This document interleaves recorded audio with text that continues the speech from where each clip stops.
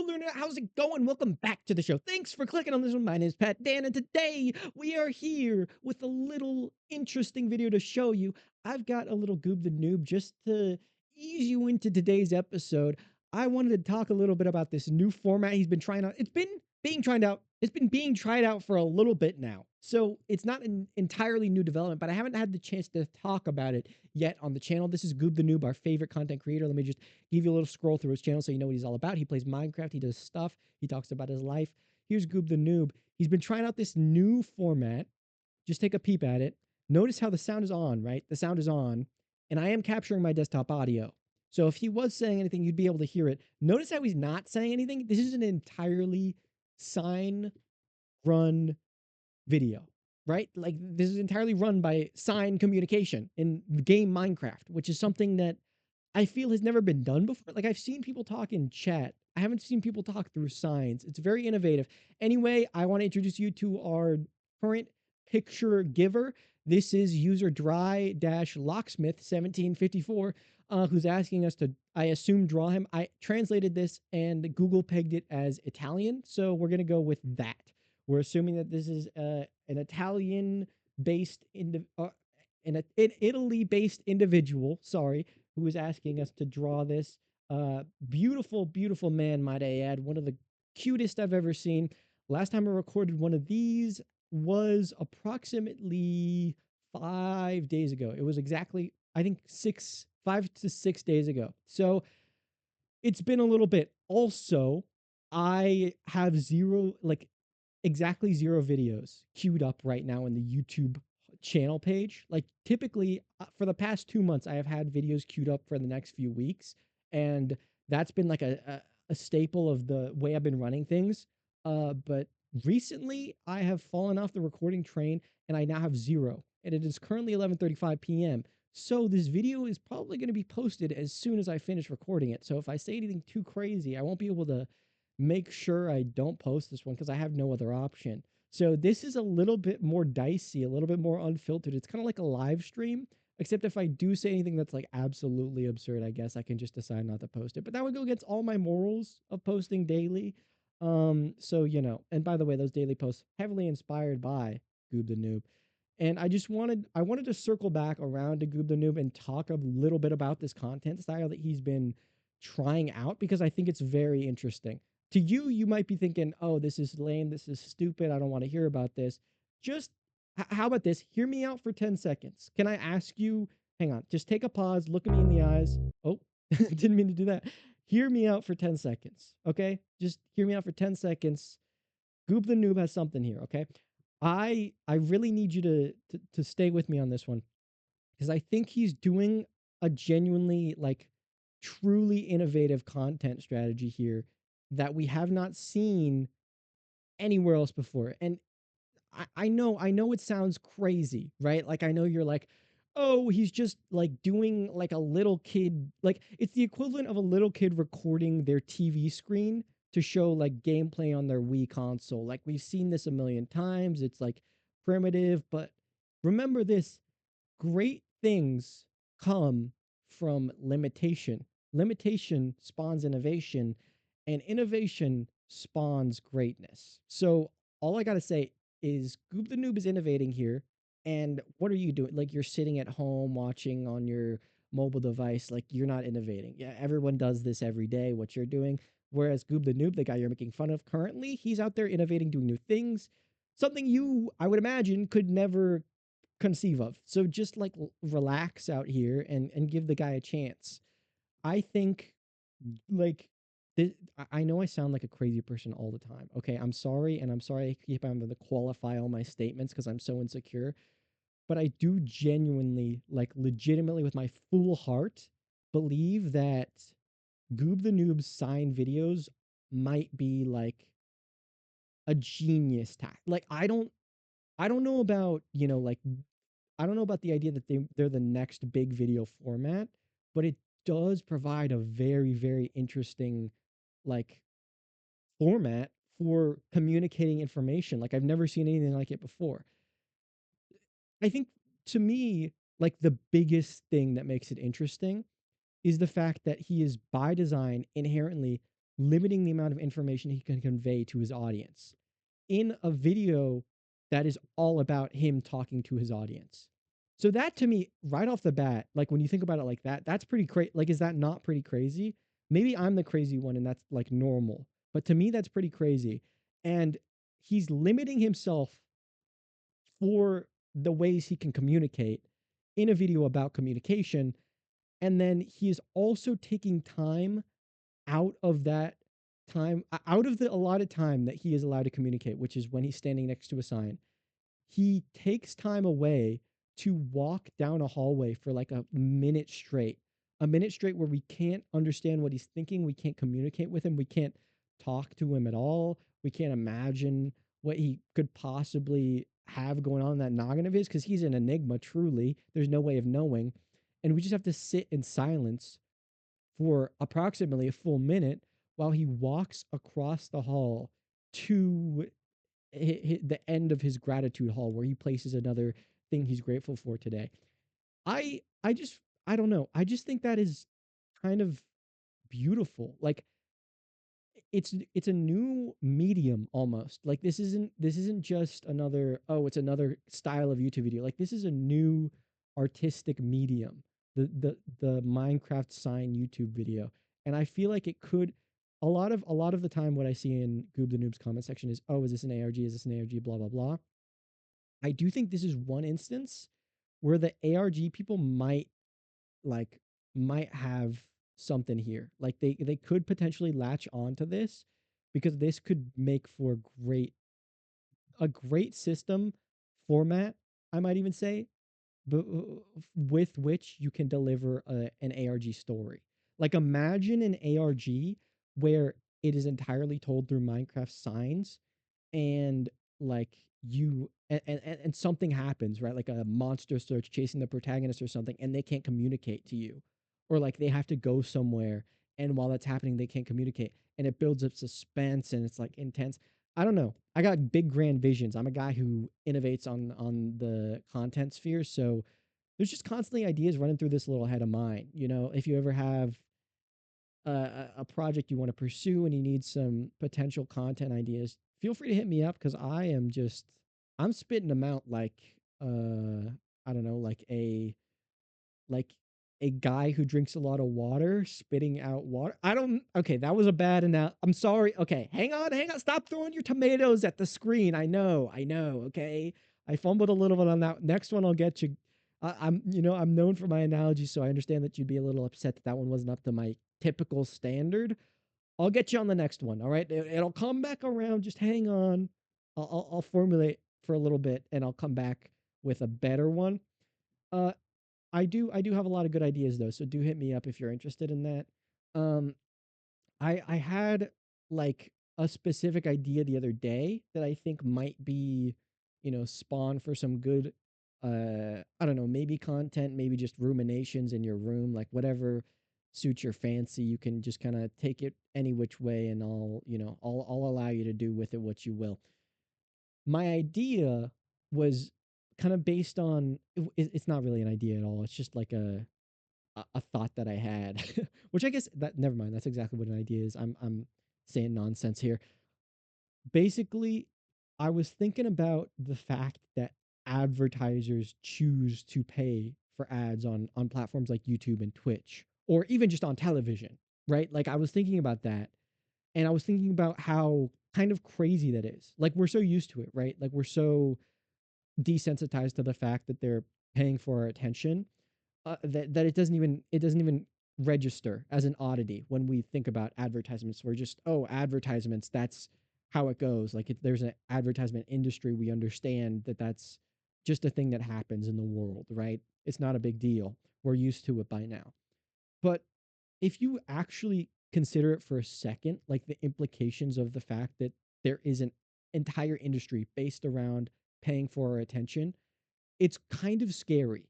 Like, and not in a way that you might currently be thinking about. It might even be scarier than you know, or maybe you already know what I'm about to say and you have, figured it out and you've clicked out the video already because you think I'm super boring and just saying common sense nonsense. But if you haven't, stick with me here and listen. Basically, the concept that I had was it sounds very okay. I'm not going to qualify anymore my statements. I'm just going to say it. Let me take a deep breath here. I've been rattling on for a hot minute here without any deep breaths, and I need one. Um, the fact that advertisers pay to get put on your screen, right, is absurd because they have no guarantee that you're going to look at their advertisement. Like the common the common sense thing, right, would be, "Oh, there's an ad on my screen that I don't want to see. I'm going to turn away or I'm going to open another tab and do something else." Right? Like that's something people do, right? They skip through ads, they go and do another thing. And for me, when I'm watching videos, when I'm watching TV, that's what I assume all viewers are doing, right? But if that were the case, why would advertisers still be paying for the ads? If no one was watching them and they had no influence on their audience, how would it be that it's worth their money? And if they're so confident that they know they have influence on us and they if they're confident in something to that degree, we can rest assured it's true because they have so much data on us that anything they say is just fact because they know it. They've studied us. They're like we're little guinea pigs and they can tell us whatever we want about whatever we want to know about our lives because they know everything about our lives more than we could ever hope to dream of, right? And because they are so confident that putting those ads in front of your screen without the guarantee that you will watch it will have a big enough impact on their business that it's worth their money, what does that imply about the influence that these companies actually have over us? Like, if they know that you have the option to look away and yet you will still be influenced enough for it to positively impact their business, how does that reflect upon us as a society? Like, I know it sounds crazy. I know a lot of what I say sounds crazy, but if you actually ruminate on this for a second, I don't think I'm insane. Like, I think I have something to say here. How is it possible that they know we are going to listen to what they say? Like, do they have that much of a grip on us that we don't realize we are their prisoners? Is this the Matrix? Is basically what I'm saying. I rewatched The Matrix recently, and that has kind of spawned a lot of crazy thoughts in my head. So that's that's mostly where this is coming from. If you're wondering, if you're like, "Whoa, he's on a crazy one today," yeah, it's because I watched The Matrix. So go figure. Yeah, Matrix watcher over here. I've seen it before. It's just that this run, it hit me a little different because the age that we're in makes it increasingly, day by day, increasingly more relevant to what's happening. I feel, and it's interesting to think about. I watched The Matrix on the plane ride home. I don't think I watched it on the plane. Yeah, I watched it on the plane ride home from my recent excursion. And that's kind of where this idea first came up because I was thinking about it and I was thinking about, for one, how crazy it was that like the plane was structured the way it was, which I'll touch on in a second. But for two, how crazy it is that since the dawn of television, an entire industry has formed around advertising, which is essentially just the ability to have influence over people based on what like you optionally show them to watch.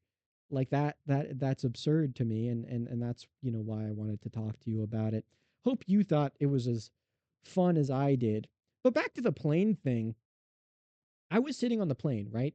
Uh, and I had the goal while on this plane because I've never really been on a plane before. Like I've been on a plane, but never like a long plane ride, right? And this was a pretty long plane ride, the likes of which I had not experienced before. So I was like, okay, I kind of want to sit and experience this. Like I don't want to be watching something on the plane, like as much as that is reasonable to do. Like it's a long flight, there's nothing to look at, so like why would you not watch something? Like it makes sense. But I was like, I'm going to be better than everybody else. I am going to experience this plane ride. I'm going to sit and I'm not going to look at my phone. I'm not going to look at the screen that's provided to me. I'm not going to be a slave to the system. I'm going to follow my own path, blaze my own trail here, and maybe perhaps escape the Matrix. I don't know. I was thinking about this before I even watched the Matrix, I guess. So it's kind of been a point uh, of thought that it has existed for, I don't know, many months at this point, I guess. And so as I was sitting, oh, by the way, I wasn't just sitting doing nothing. I did have a notebook that I brought with me because I was like, okay, yeah, obviously I'm gonna get bored, so I'm gonna like write stuff down. And because I had this notebook, it did encourage some deep intellectual thought. I don't know about deep intellectual, that was kind of a stretch, but it did encourage some kind of thought, right?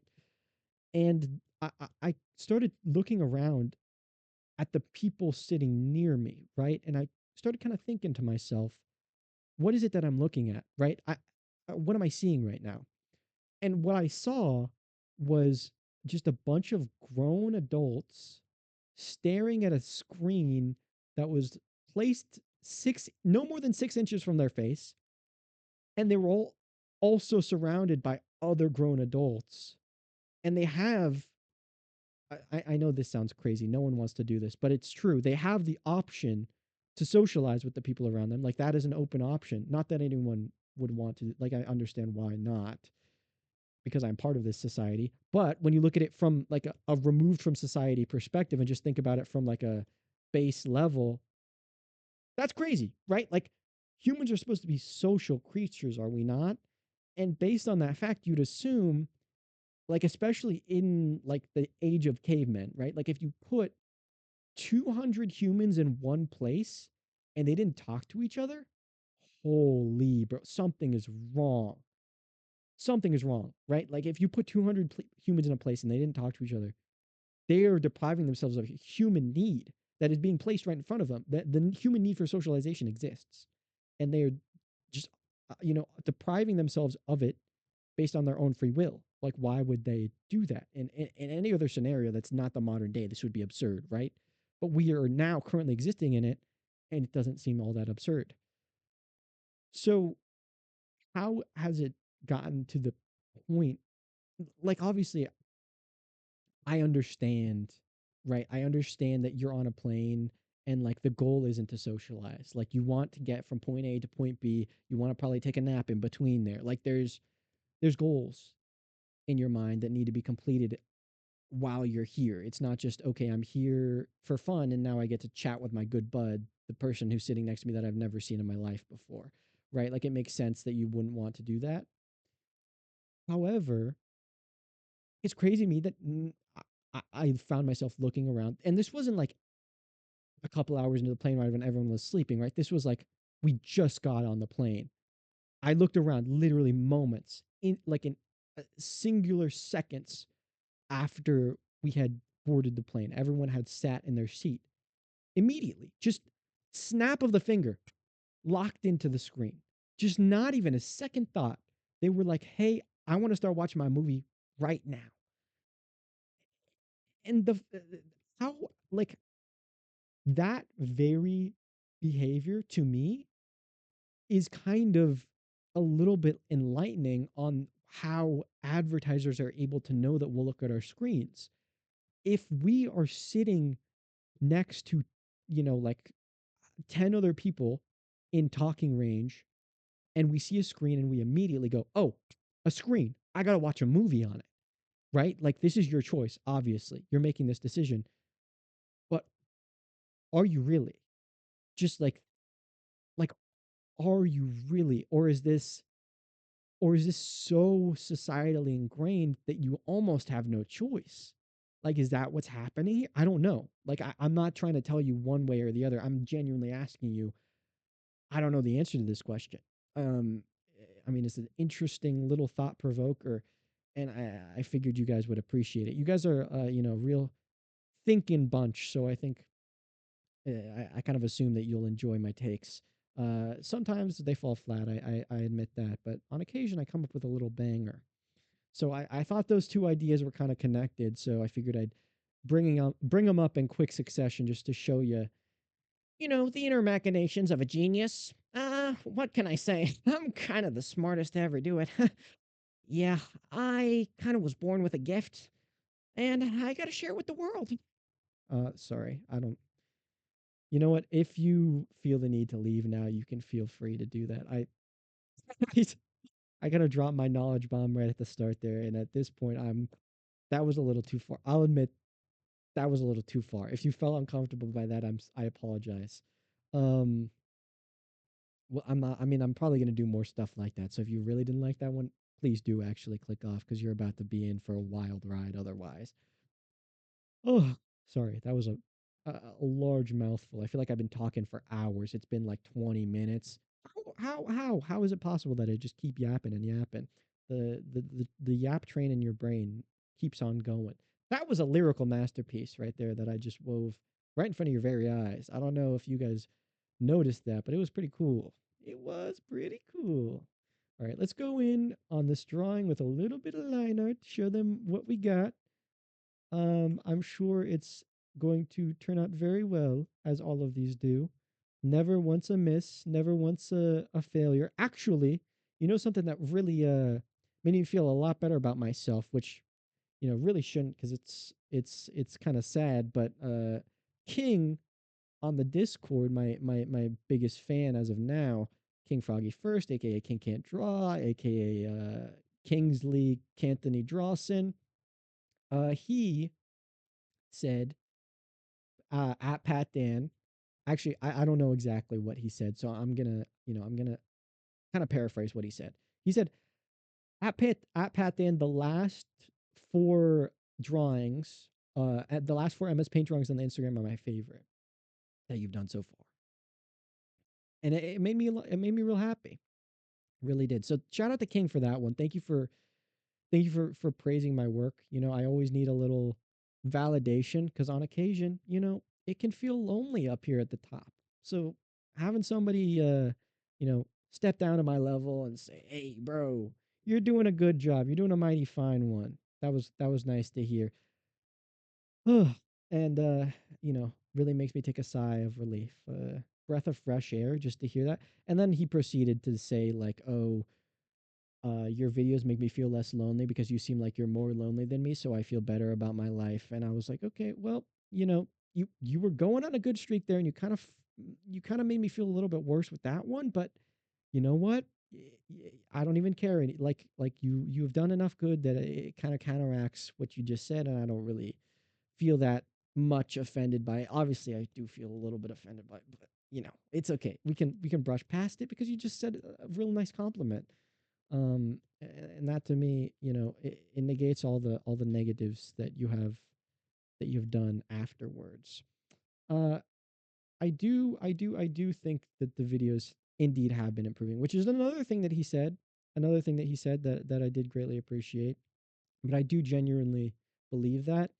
And I was playing a little Minecraft with him earlier. I know I'm a weirdo, I'm a freak. He's like 12 years old and I'm playing Minecraft with him. Just relax, bro.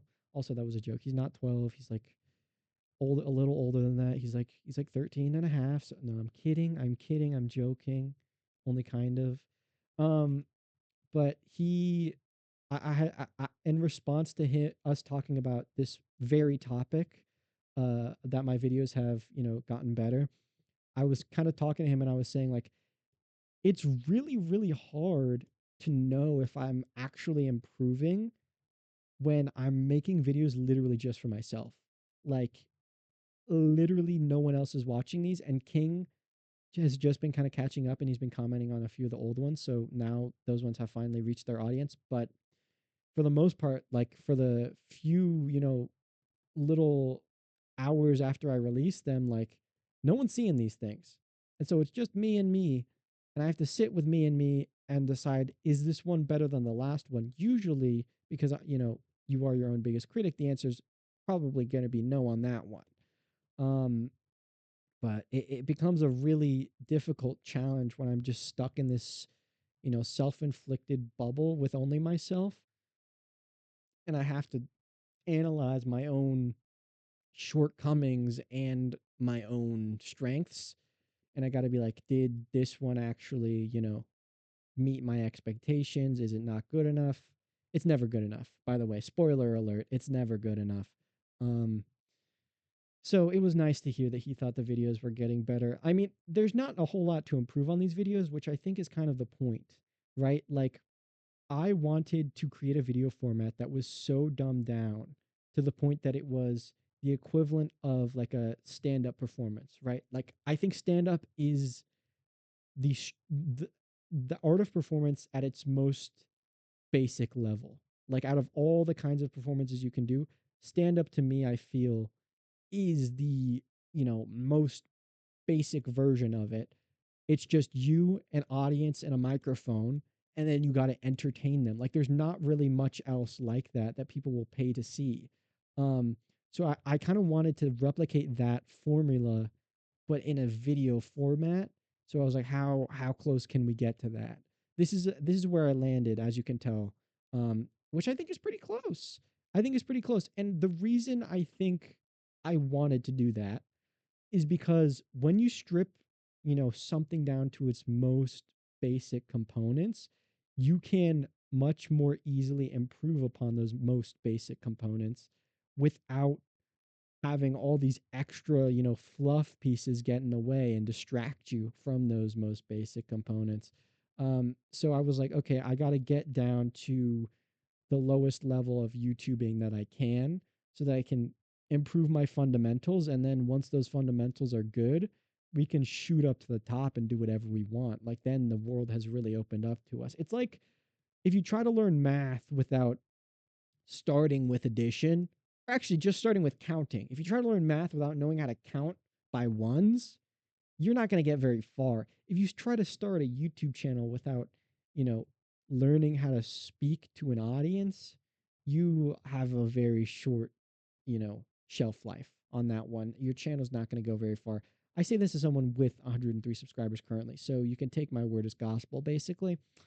Uh, by the way, the performance on that 102 subscriber special that I just published, it was pretty exciting, pretty cool.